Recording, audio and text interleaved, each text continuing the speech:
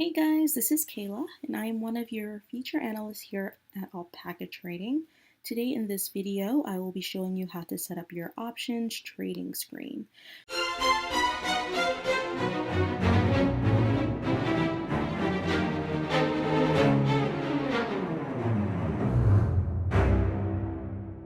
So when you first download Thinkorswim, you'll be taken to this home screen. You actually want to get to the options chain. So to do that, you're going to go to trade button, which is right at the top, which is right next to the monitor button.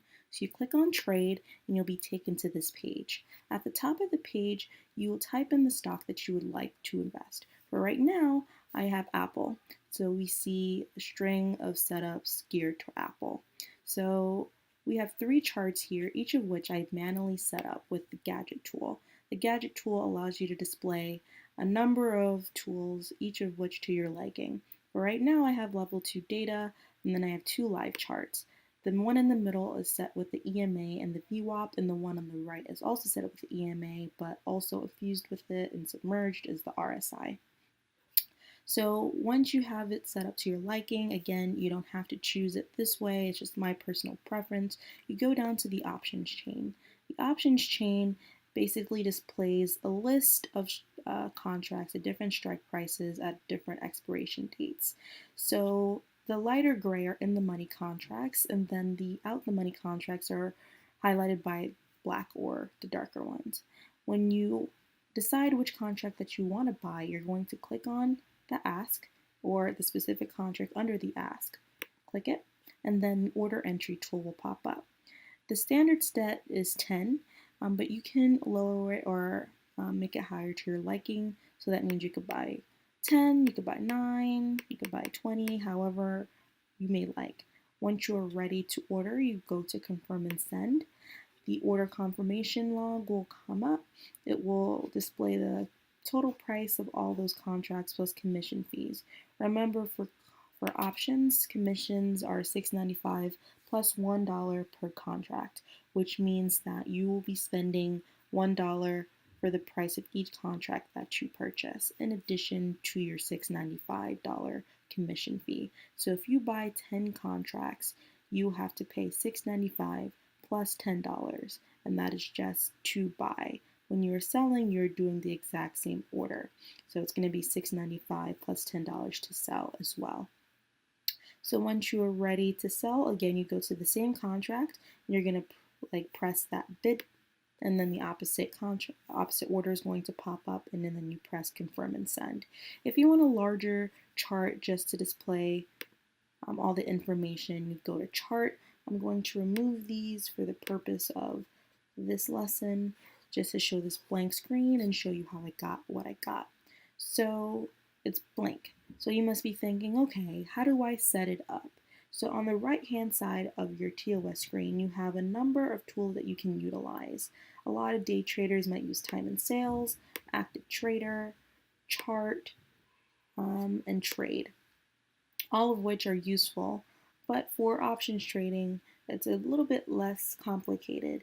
We mostly use charts and level 2 data. So how did I get these here? Well, level 2 is already set up, so you don't have to worry about that. But to actually insert the other technical indicators, such as the RSI, the CCI, and the MACD, you would go to Studies, and you would go to Edit Studies. On the left-hand side, you will see a little dialog block in which you will type the name of the indicator for which you want to add. You can do the VWAP, you can do the RSI, or you can do the MACD, whichever one you would like. Once you're ready, you click it, and then you press Add Selected, and it will show up in its designated upper or lower boundary. If you decide you don't want it, that's fine. You just press X, and it will disappear. So like I said, the RSI, CCI, and MACD are already preset, so you don't have to worry about it.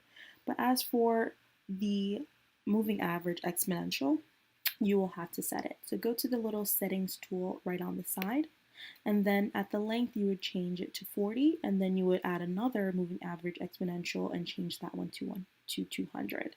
Once you are done with that, you will go down to plots. Plots pretty much tells you how your technical indicators are going to show up on the candlestick chart. You could have it drawn as a simple line, or you can have circles, squares, triangles, dashes, whatever you may fancy. The width shows how thick the line is going to display on the chart. I usually like to have it set around 2, that way it's not too thick where I can't see the candlesticks, but it's not too tiny where I can't really tell where it's at. And then the color is pretty self-explanatory. You could just choose whatever color you want to make the lines, just to make it a little bit more interesting for yourself. After you're done, you press OK, you press apply, and then it should show up just the way it is. Now, some people don't like the white background, some people like the cobalt. So in that settings, you will go to style, and then you'll go to setting. For setting, you would then go to appearance. Appearance, you go down to common, and then you could change the background. Right now I have it to white, but some people might prefer cobalt, which will be a dark gray. And then it would show up here, so you can see how the different ones would look. Black, you have this dark blue, light gray, but I personally prefer the white, so I'm going to keep it the way it is. The same for the dojis. You can change the color of the dojis, but you might not want to do it only because it's going to mess with the way that you perceive what bullish and bearish momentum is like. So just to keep the dojis the way it is, just keep it marked as red for bearish and green for bullish. Again, once you're done, you press apply and then you press OK. As for drawings, when you get comfortable with your trading, you're going to want to start drawing on your support and resistance lines. And for that, you can go to the drawing tool. You have a number of tools here, all of which you can utilize. I go to the drawing tool and you could just go ham. You could just do this, and you could change the color of it as well. I just prefer blue. Blue is one of my favorite colors. And then, yeah, you could choose whatever it is you want to do. Now you see I'm trying to be slick with Alpaca, but it's taking too much time. But you get the gist. You can write it all along here. The only thing is it usually stops once you hit after hours with pre-market, but that is your drawing tool. And that is pretty much how you would set up your Thinkorswim. If you have any questions regarding this or any more follow-up questions, feel free to ask me, Ruben, or Mike. We would be happy to answer any of your questions. Again, my name is Kayla, and thank you for choosing Alpaca Trading. See you in the next one.